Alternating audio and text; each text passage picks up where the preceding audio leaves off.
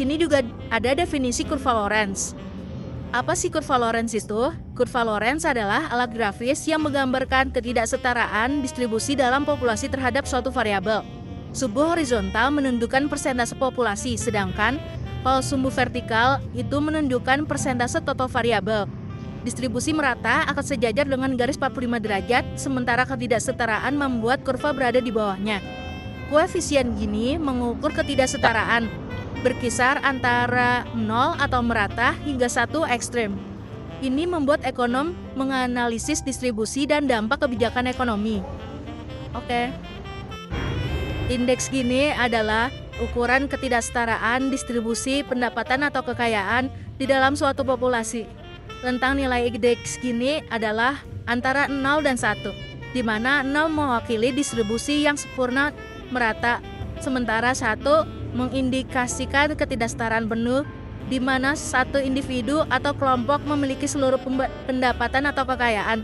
Semakin tinggi nilai indeks Gini, semakin besar juga tingkat ketidaksetaraan dalam distribusi tersebut. Koefisien Gini Indonesia. Di Indonesia, konsensus yang berlaku menetapkan bahwa ketimpangan rendah ditandai dengan koefisien Gini di bawah 0,4. Sedangkan untuk ketimpangan sedang, range-nya adalah 0,4 sampai 0,5. Penghitungan terhadap koefisien Gini dilakukan oleh Badan Pusat Statistik sebanyak 2 kali dalam setahun, yakni pada bulan Maret dan bulan September. Berdasarkan data terakhir yang dirilis oleh BPS Maret lalu, koefisien Gini nasional adalah 0,384. Angka ini turun dibandingkan angka tahun-tahun sebelumnya. Artinya, terjadi ketimpangan rendah di Indonesia. Nah, selanjutnya kita masuk ke identifikasi komponen kurva Lorenz. Yang pertama, kita bisa melihat di sini ada sumbu X dan sumbu Y, di mana sumbu X mewakili jumlah penduduk dalam bentuk persen, dan sumbu Y mewakili jumlah pendapatan dalam bentuk persen. Selanjutnya, kita juga bisa melihat di sini ada 3 kurva Lorenz. Yang pertama yaitu warna hitam, warna hijau, dan warna merah. Dari kurva tersebut, kita bisa melihat perbandingan bahwa kurva Lorenz warna hitam menunjukkan jumlah 40% pendapatan untuk 40% penduduk. Kurva Lorenz warna hijau menunjukkan jumlah 40% pendapatan untuk 75% penduduk.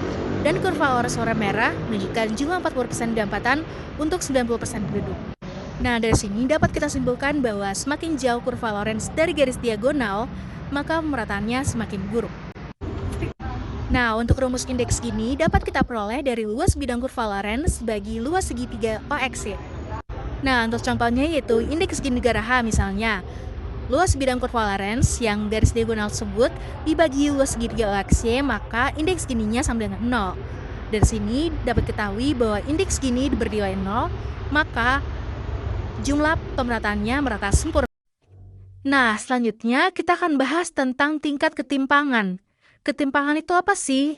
Jadi, ketimpangan adalah suatu keadaan tidak seimbang antara jumlah pendapatan dan jumlah populasi. Tingkat ketimpangan ini dapat diukur dengan menggunakan indeks Gini yang berkisar antara 0 sampai dengan 1. Apabila koefisien Gini bernilai 0, berarti pemerataan sempurna atau tidak terjadi ketimpangan. Jika nilai indeks Gini kurang dari 0,3, termasuk dalam kategori ketimpangan rendah.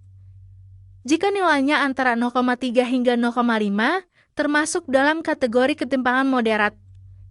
Jika nilainya lebih besar dari 0,5, dikatakan berada dalam ketimpangan tinggi. Dan apabila bernilai 1, berarti ketimpangan benar-benar sempurna terjadi. Analisis atau cara baca. Indeks Gini digunakan untuk mengukur tingkat ketimpangan pendapatan suatu wilayah secara menyeluruh. Indeks Gini berkisar antara 0 sampai 1.